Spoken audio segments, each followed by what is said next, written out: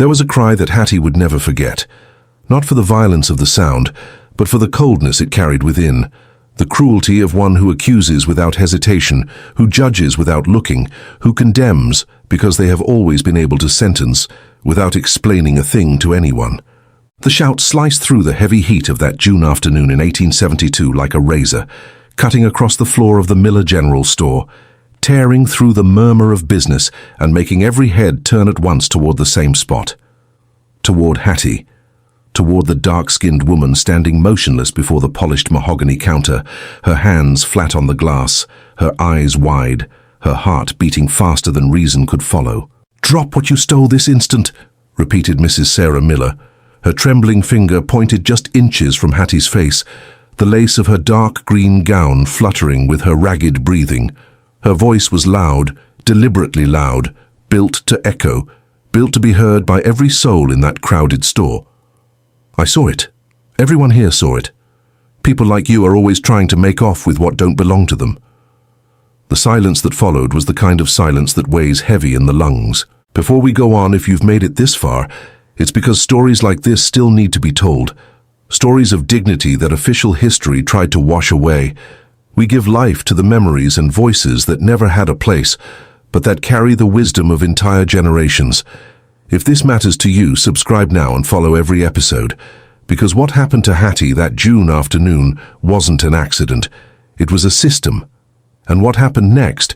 Well, few expected to see. Natchez, Mississippi, was a town that lived on cotton and died on appearances. The plantations spread across the hills covered in kudzu and moss.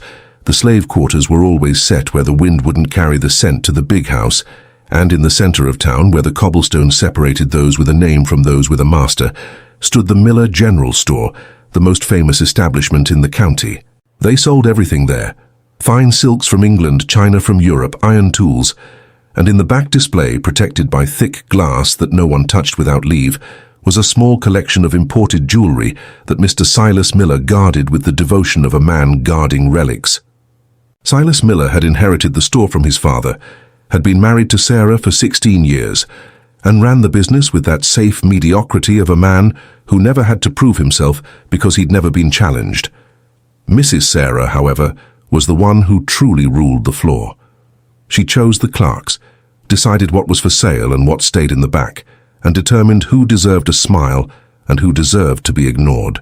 She had the kind of authority that comes not from skill but from station, and she knew how to use it with the precision of someone who had practiced it her whole life. That day, Mrs. Sarah had woken up early, irritated by the humidity that crawled through the windows before the sun even hit the midpoint of the sky.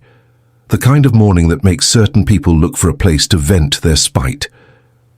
And when Hattie walked through the front door of the Miller General Store at 2 in the afternoon, carrying only a small folded piece of paper in her hand, Mrs. Sarah had seen her coming, had judged her skin, her simple calico dress, the head wrap covering her hair, and had decided, before a single word was spoken, what that woman was and what that woman represented. Hattie was 36 years old, but she looked younger when she was at peace. She had been born enslaved on the Oak Ridge Plantation, the largest cotton estate in the district, belonging to Major Augustus Sterling, a man who had inherited from his father not just the land but also the quiet temperament and the silent intelligence that distinguishes those who observe from those who merely look. Since she was 20, Hattie worked as a hired-out woman, moving through town with the Major's written permits to handle purchases, deliveries, and business in his name.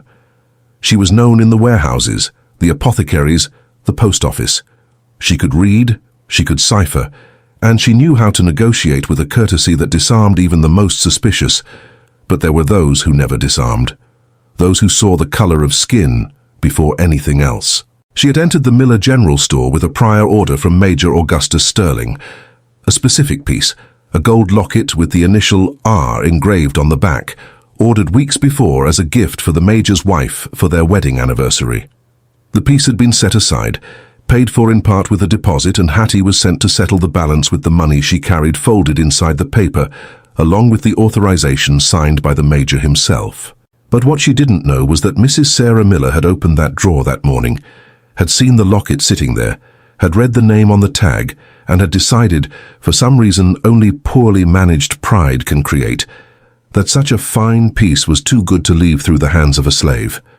When Hattie presented the paper, Mrs. Sarah hardly looked at it.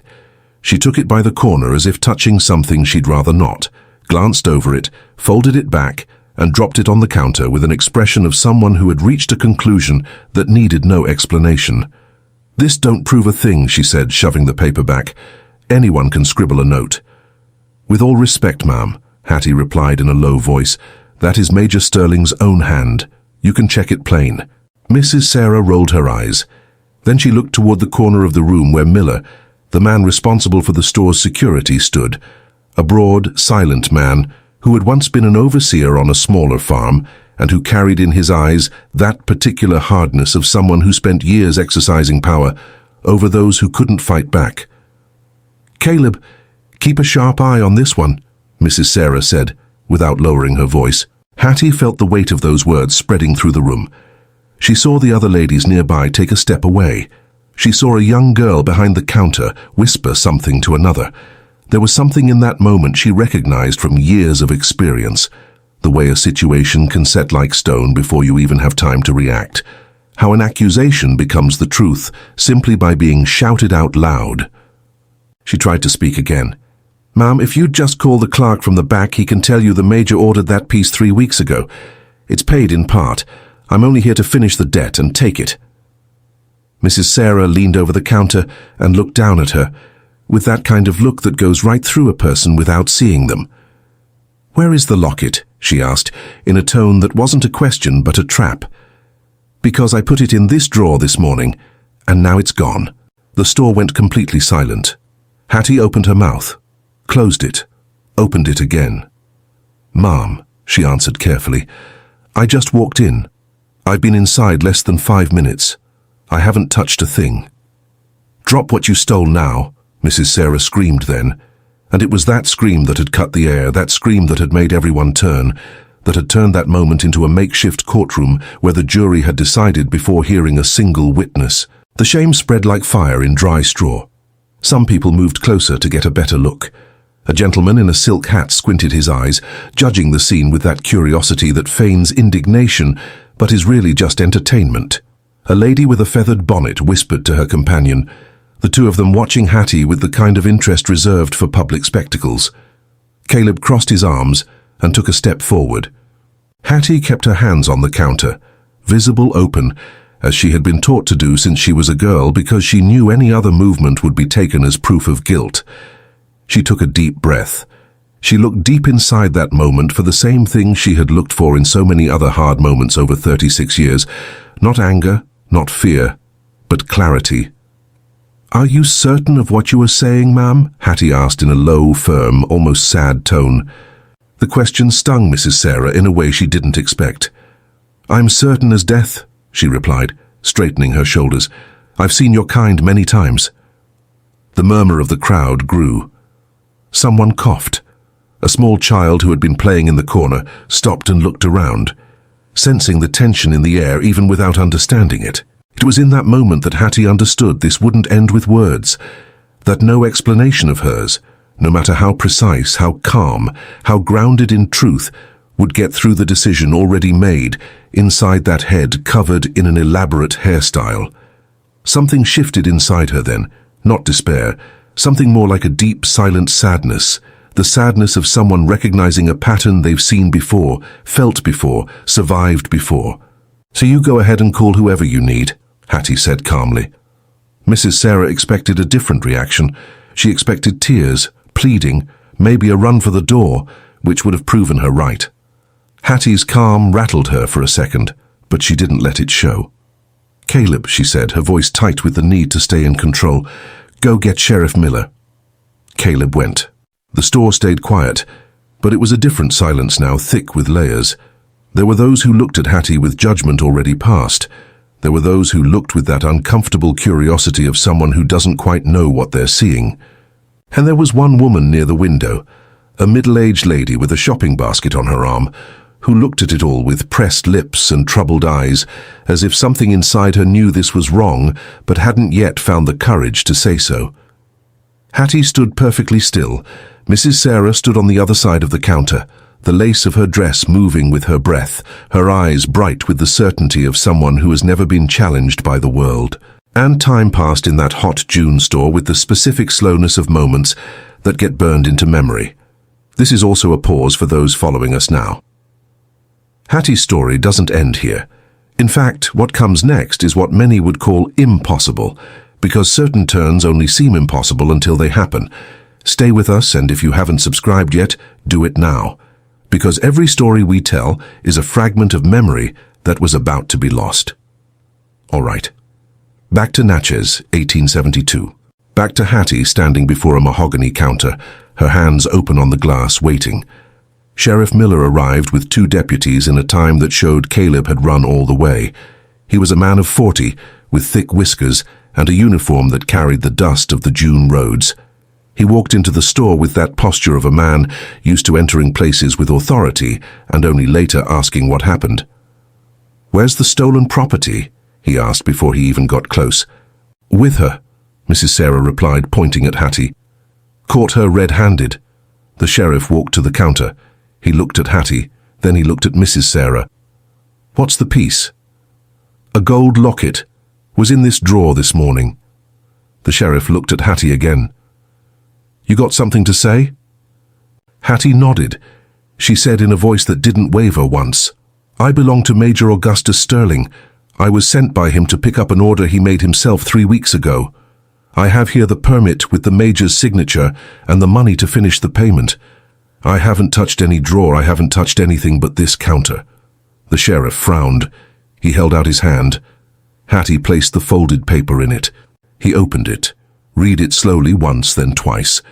His expression changed in a way that was hard to name, not exactly doubt, but that kind of caution that comes when a man realizes a situation might be stickier than it looked. Mrs. Sarah stepped forward.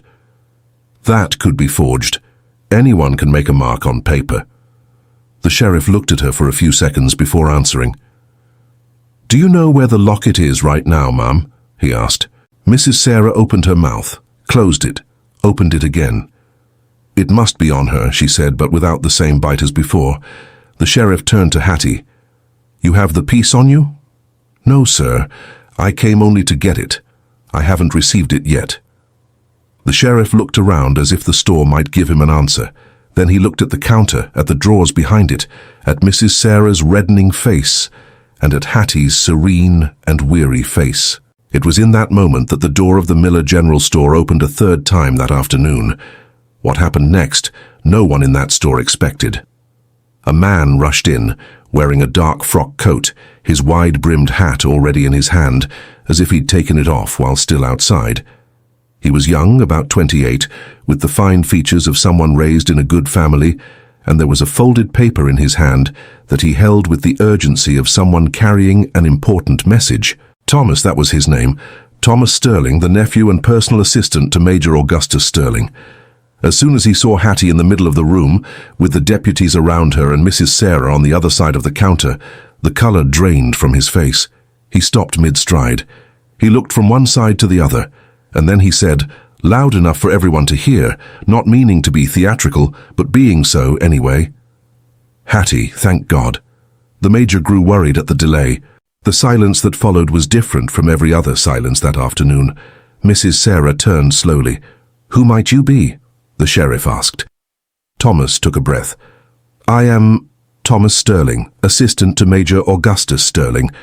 I came to see why Hattie hadn't returned to Oak Ridge at the expected hour. What is going on here?" The sheriff answered before Mrs. Sarah had a chance to open her mouth. "We have an accusation of theft." Thomas's eyes went wide. "Theft?" He looked at Hattie, then at the sheriff, then at Mrs. Sarah. "Theft of what, exactly?" "A gold locket," the sheriff replied, "supposedly taken from this drawer." Thomas nodded slowly, like a man starting to understand the size of what he was seeing. Then he looked directly at Mrs. Sarah and said, without raising his voice, "That locket was ordered personally by Major Augustus Sterling 23 days ago. The order is recorded in the ledger of this very store. The initial payment was made in cash by the Major himself. Hattie came today to finish the payment and collect the piece. The Major will be here shortly to confirm it himself." The impact of those words spread through the store like water taking over a floor. Mrs. Sarah's face went through several stages in quick succession: surprise, confusion, and then slowly something that looked like fear. A specific kind of fear, the kind that shows up when a person realizes they've gone past a point of no return. The sheriff looked at her. "Do you have the ledger, ma'am?" Mrs. Sarah hesitated. "Do you have the ledger?" the sheriff repeated, now with a different tone. She walked to the back of the counter with steps that had lost the certainty of before. She brought out a leather-bound book, opened it with hands that weren't quite steady, flipped through to the right date, and what was written there confirmed every word Thomas had said. Major A. Sterling, gold locket, initial R, initial payment, $20, remaining balance, $10, delivery, to be arranged, authorized carrier, Hattie, her name, written there, 23 days before. The sheriff read it, turned the book so the deputies could see it too. Then he closed the book slowly and placed it back on the counter. Tears ran freely down the face of the young girl who had been standing behind the counter through the whole scene, one of the junior clerks who had witnessed it all. She didn't cry from sadness. She cried from relief and from shame and from something else harder to name that mixed the two. The sheriff turned to Mrs. Sarah. It was in that moment that the door of the Miller General Store opened for the third time that afternoon, and this time it was Major Augustus Sterling himself who entered. He was 52 years old, tall with a heavy build and slow movements, the kind of man who doesn't need to hurry because no room he enters stays indifferent to his presence. He wore a dark frock coat, his hat in hand, and there was that characteristic expression on his face, the expression of a man used to seeing the things of the world without the world being able to look back with the same hardness. He scanned the room with his eyes before saying anything. He judged the deputies, the sheriff, Thomas's face, Mrs. Sarah's face, and then, last, he looked at Hattie. And something in Major Augustus Sterling's face changed in that moment. Not in a dramatic way, not the way stories usually describe, but in a small and real way. The slight tightening of the eyes of a man who understands in a fraction of a second what has happened over an entire afternoon. "What is going on here?" he asked. The voice came out just like his step, slow and heavy. The sheriff stepped forward, straightened his shoulders with the reflex of a man who had received a clear hierarchy his whole life, and explained with a care that hadn't existed before. "Major, we received an accusation of theft against this woman. The mistress of the house accused her of stealing a gold piece kept here. We've checked the ledger, and the matter is settled." The major listened in silence. Then he looked at Mrs. Sarah for a long moment. Mrs. Sarah had backed up to the edge of the counter. There was a chair behind her, and she found it without looking down, sitting as someone who needs support but doesn't want to show it. Major Augustus Sterling walked to the counter. He asked for the ledger, read it, closed it, placed it on the glass surface with a touch that was both gentle and final. "So," he said, addressing Mrs. Sarah with that formality that is more threatening than any shout, "you publicly accused of theft a woman who was here at my request, with my written permit, to collect a piece that I ordered and partially paid for in this very store." Mrs. Sarah opened her mouth. No sound came out. Major Augustus Sterling continued, "You didn't check the ledger. You didn't ask a clerk to confirm the order. You didn't read the permit she presented. You just accused, and you accused in public." "I thought," Mrs. Sarah began, in a voice that had lost all its authority. "What exactly did you think?" the major asked. No anger in his tone, just that cold precision of a man who wants every word to be heard. The store was completely still. No one breathed louder than necessary. Even the children who had been playing in the corner seemed to feel the temperature of the moment. Mrs. Sarah didn't answer. The major turned to Hattie, and here something happened that no one in that store expected. Something that June afternoon in 1872, full of humiliation, judgment, and injustice, hadn't included in the script most people there had imagined. The major said in his usual voice, the voice without hurry and without theatre, "Hattie, do you wish to say something?" The silence that followed the question was different from all the other silences that afternoon. It was a silence of genuine waiting. It was a silence that, for the first time in hours, had been created for her and not against her. Hattie raised her eyes. She moved them slowly across the room, across the customers who had looked at her with judgment. at the sheriff, at the deputies, at the young girl behind the counter whose eyes were still wet, at Thomas, who was waiting, at Caleb, who now stood in the corner with his arms hanging, not knowing where to put his hands. And then she looked at Mrs. Sarah Miller for the first time with something other than caution. There was no anger in Hattie's eyes. There was something heavier and more honest than anger. There was the kind of tiredness that builds up over a lifetime of having to prove what should already be obvious. She spoke with a firm, low voice, not needing to raise her tone to be heard, because the whole store was leaning toward her. "With all respect, Major, I just wanted to say it ain't about the locket. The locket is right here," she said, opening her hand and showing the small case that Caleb had found in a corner of the counter and placed without word before her a few minutes ago when the tide started to turn. "The piece never went nowhere. It was here the whole time. This is about something else. It's about what you saw when I walked through that door, ma'am. You saw my skin before you saw that paper. You saw what I am before you heard what I said, and you figured that was proof enough." She paused. "I've been through this before. Not in the same way, not in the same place, but I've been judged before I spoke, and I've been condemned before I acted. And what I've learned is that an accusation without proof says nothing about the one accused. It says everything about the one accusing." The store stayed in absolute silence for what felt like a very long time. Someone in the back of the room began to clap slowly. One clap, then another, then more. The lady with the shopping basket, who had stood by the window with pressed lips the whole time, closed her eyes for a moment, as if letting something settle. The young girl behind the counter put her hand to her mouth. Major Augustus Sterling stood still for a few seconds. Then he nodded once, slowly. Then he turned to the sheriff. "You may go, Sheriff, and thank you for the investigation." The sheriff nodded, signaled his deputies, and the three of them walked out the door without another word. The major looked one last time at Mrs. Sarah Miller. Her face was that of someone who had suffered a kind of internal collapse that no well-pressed gown could hide. She knew, as everyone in the room knew, that Hattie's humiliation had been public, and that what happened after had been public too. That was the nature of a place like Natchez, a town where reputation was currency, and she had spent hers in a way that isn't easily recovered. The major said nothing more to her. There was no need.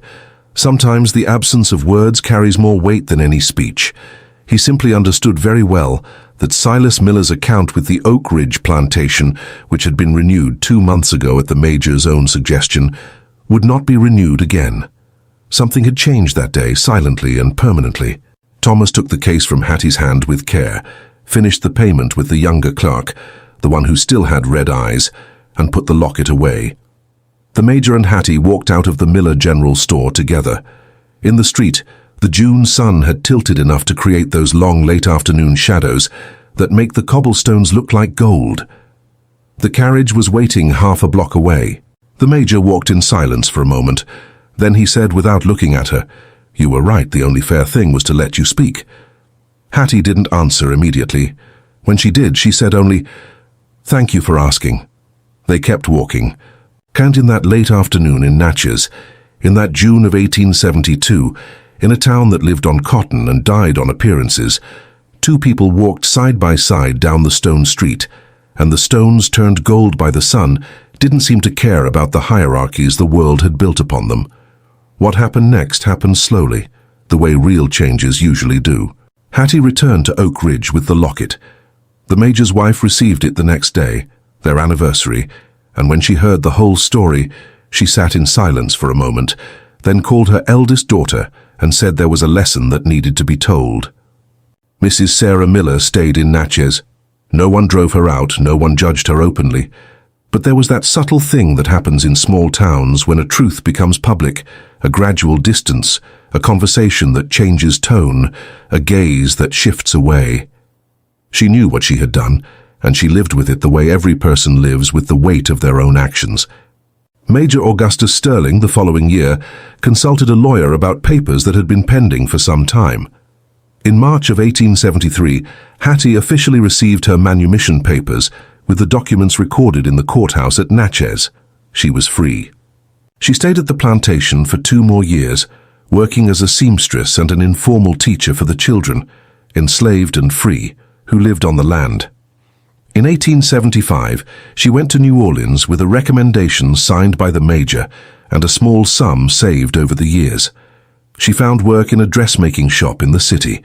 She learned to sign her name with the careful handwriting she had practiced in secret for years. She never went back to the Miller General Store. But sometimes when life put someone before her who judged before asking, who condemned before hearing, who saw the appearance before anything else, she remembered that hot June store, the open hands on the glass, the scream that had cut the air. And she remembered the question the major had asked, "Do you wish to say something?" And she knew that the answer she had given that day was the most important one she had ever spoken in her life. Tears ran freely down her face only once, when she signed the papers of her freedom. Not from joy exactly, from something more complicated, from recognition. Of all she had carried for 36 years, of all that was still being carried by so many others who didn't have that June afternoon, that silent major, that unexpected question. Of all that still needed to be said, still needed to be heard, still needed someone to stop and ask and wait and let the answer come. Because the truth always comes. It takes its time. Sometimes it waits decades, but it comes, and when it comes it doesn't shout. It just stands there, with its hands visible, and lets the world see what was always there. If Hattie's story touched you, you know what to do. Leave your like and subscribe now so more stories like this can reach you. Stories that were buried, silenced, wiped from the pages the world decided to write, but that existed, that were real, that had names, faces, voices. We are here to give life to those voices because they deserve to be heard, because they carry lessons the present is still learning. Tell us what city you're watching from. I want to know how far these memories are reaching. A warm hug to everyone until the next episode.